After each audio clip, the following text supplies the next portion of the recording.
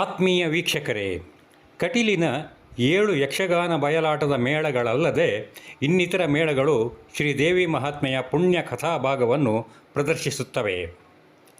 ಎಲ್ಲದರಲ್ಲೂ ಅದೇ ಮಹಿಷಾಸುರ, ಅದೇ ದೇವಿ ಪಾತ್ರದ ಮಧ್ಯೆ ಯುದ್ಧ ಸಂಭವಿಸುವುದಾದರೂ ಮೇಳದಿಂದ ಮೇಳಕ್ಕೆ ಈ ಪ್ರದರ್ಶನಗಳಲ್ಲಿ ಭಿನ್ನತೆ ಕಾಣುತ್ತದೆ. ಒಂದೊಂದು ಮೇಳದ್ದು ಒಂದೊಂದು ವೈಶಿಷ್ಟ್ಯ ಇರುತ್ತದೆ. ನೀವೀಗ ನೋಡುತ್ತಿರುವ ಕಟೀಲಿನ 6ನೇ ಮೇಳದ ಪ್ರದರ್ಶನದಲ್ಲಿ ದೇವಿಯ ವಾಹನವಾದ ಸಿಂಹಕ್ಕೂ ಮಹಿಷಾಸುರನಿಗೂ ನಡುವೆ ನಡೆಯುವ ಯುದ್ಧ ಪ್ರೇಕ್ಷಕರನ್ನು ತುದಿಗಾಲಲ್ಲಿ ನಿಲ್ಲಿಸುತ್ತದೆ. ಒಂದು ಕೋಣ, ಮತ್ತೊಂದು ಮೃಗರಾಜನಾದ ಸಿಂಹ. ಹೀಗೆ ಇದೊಂದು 2 ಪ್ರಾಣಿಗಳ ನಡುವಿನ ಕಾದಾಟವಾಗಿ ಮೆರೆಯುತ್ತದೆ. ಈ ಆಸುರಿ ಶಕ್ತಿಯ ಮುಂದೆ ಸಿಂಹ ಸೋತರೂ ಮುಂದೆ ದೇವಿಯೊಂದಿಗಿನ ಕಾದಾಟದಲ್ಲಿ ಮಹಿಷಾಸುರನ ತಲೆಯುರುಳಿದಾಗ ಅದು ಸಿಂಹಕ್ಕೆ ಆಹಾರವಾಗುತ್ತದೆ. ಕಣ್ತುಂಬ ನೋಡಿ ಈ ಮಹಿಷಾಸುರನ ವಧೆಯ ದೃಶ್ಯಾವಳಿಯನ್ನು. ನಿಮ್ಮ ಆಪ್ತೇಷ್ಟರಲ್ಲೂ ಇದನ್ನು ಹಂಚಿಕೊಳ್ಳಿ. ಧನ್ಯವಾದಗಳು. ಜೈ ಶ್ರೀರಾಮ್, ಜೈ ಶ್ರೀರಾಮ್, ಜೈ ಶ್ರೀರಾಮ್.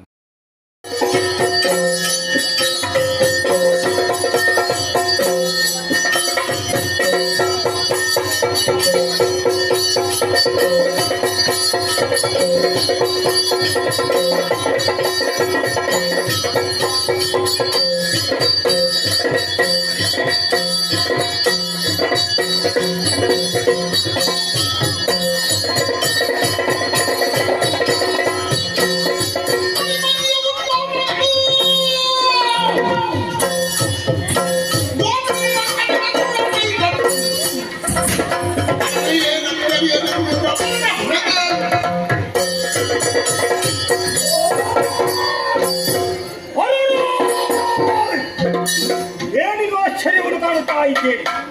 ಆಕಾಶದಿಂದ ಕೆಂಡದ ಮಳೆ ಸುರಿಯುತ್ತಾ ಇದೆ.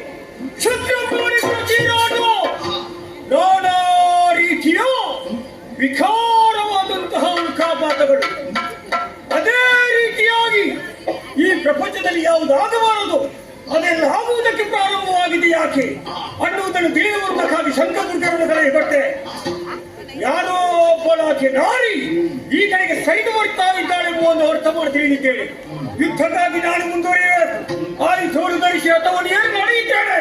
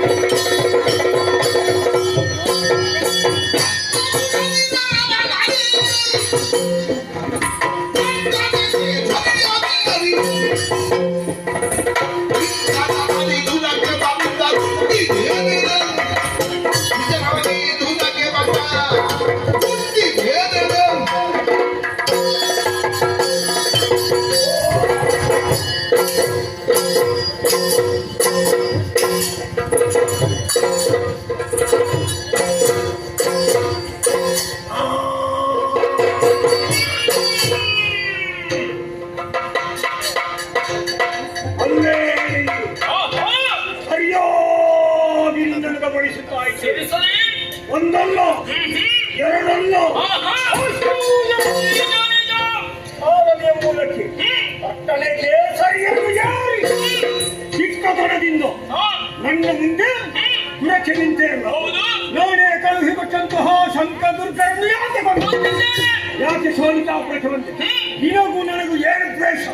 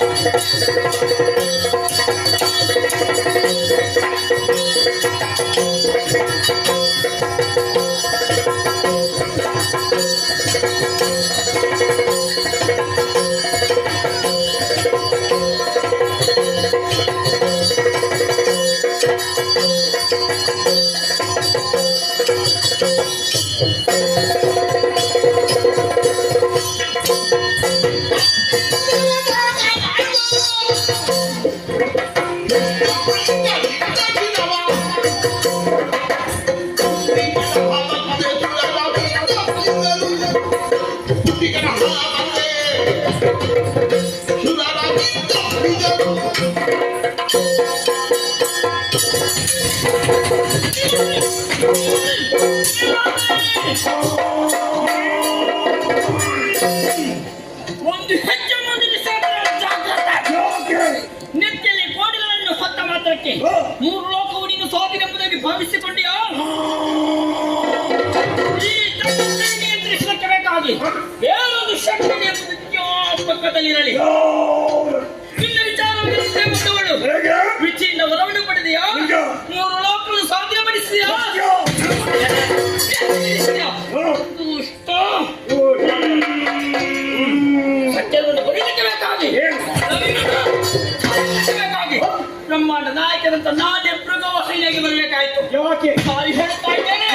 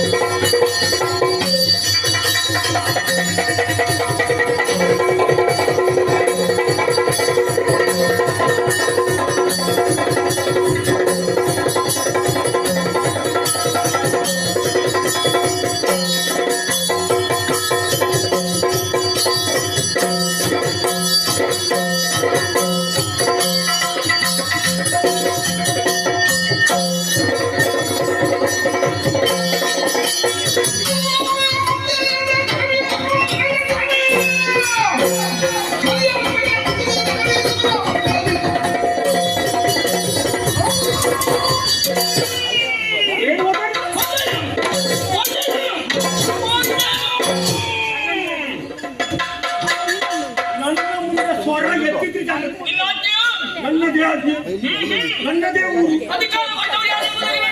ನನ್ನ ಊರಲ್ಲಿ ಯಾರು ಅಧಿಕಾರ ಕೊಡಬೇಕಾಗಿಲ್ಲ. 14 ಲೋಕದ ವಿಭು ಅರಸನಾರೆ ಆಗಿದೆ. ನೀನೆಲ್ಲಿದ್ದಿ? ನಿನ್ನ ಭ್ರಮೆ ಅಲ್ವಾ? ಯಾರು ಅದರಿಂದ ಹೊರಗೆ ಹಾಕುವುದಕ್ಕೆ ನಿನ್ನನ್ನು ಇಲ್ಲಿಗೆ ಬರಿಸಿದ್ದು? ನಿನ್ನವಲ್ಲ ನಿನ್ನ ಅಮ್ಮನನ್ನು ಕರೆಹಿಡಿಯೇನು? ಊರದಿಂದ ಬರ್ತೇನೆ ಅಥವಾ ನಿನ್ನ ಸ್ವಚ್ಛೆ ಇನ್ನವರಾದ ಸುರರನ್ನು ಪಡೆಯುವುದು ನನ್ನನ್ನು ಕರೆಯುವುದು ನಿನ್ನಿಂದ ಸಾಧ್ಯವೇ? ದೂರದಲ್ಲಿ ಮತ್ತೊಮ್ಮೆ ಯುದ್ಧಕ್ಕೆ ಕಳಿಸಿದ್ರೆ ಹೌದು. ಮುಂದೆ ಎಂಬುದನ್ನು ಯೋಚನೆ ಮಾಡ್ತಾ ಇದ್ದೆ. ನೀನು ಯುದ್ಧಕ್ಕೆ ಬಂದೆಯಾ? ಹೌದು. ಆಯ್ತು, ಹೊರಗಾಗಿತ್ತು. ಕೆಳಗಿಳಿಸಿ. ನಿನ್ನ ಕಾಲಿಗೆ ಕಳಿಸಿ.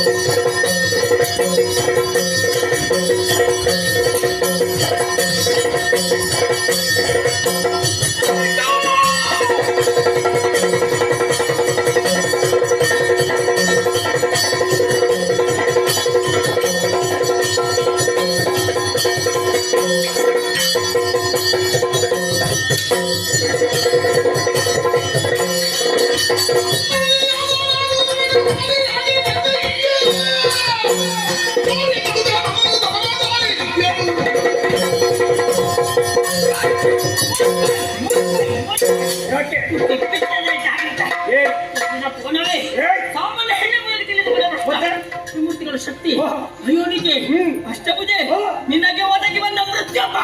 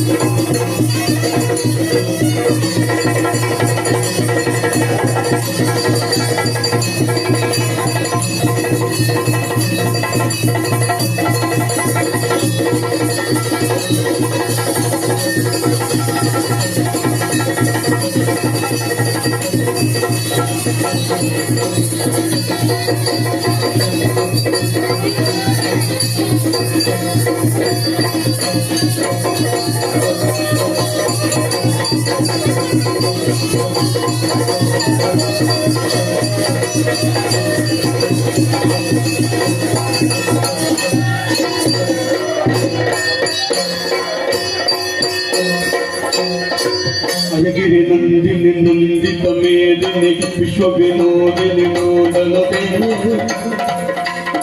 ಚೆರಿಯಗಿ ಮಹಿಷಾಸುರ ಮರ್ದಿನಿ ಕಪಟನಿ ಶ್ರೀರಸುತೆ ಜಯ ಜಯಗಿ ಮಹಿಷಾಸುರ ಮರ್ದಿನಿ ಕಪಟನಿ ಶ್ರೀರಸುತೆ ರಮ್ಯ ಕಪಟನಿ ಶ್ರೀರಸುತೆ